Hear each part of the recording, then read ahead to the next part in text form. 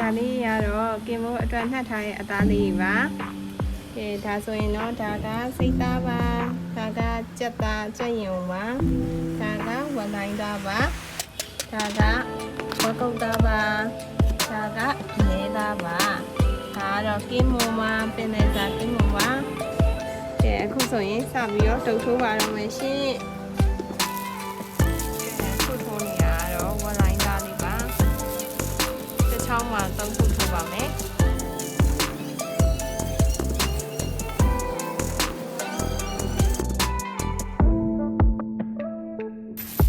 ခုထုံးမှာတော့ဘိုးကကုတ်သားဖြစ်ပါတယ်။ဒါလည်းတစ်ချောင်းမှာ3ခုထိုးပါမယ်။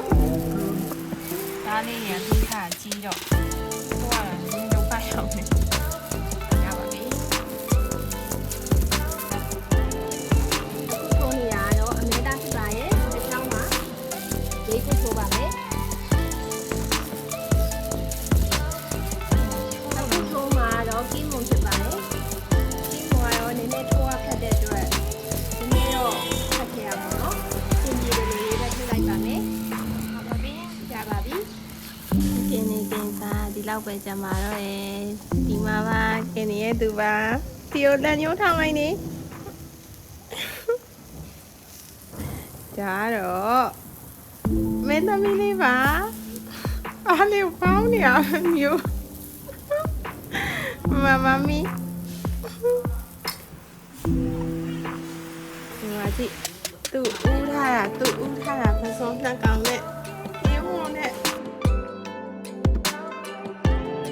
အားပါလို့စားပြလေ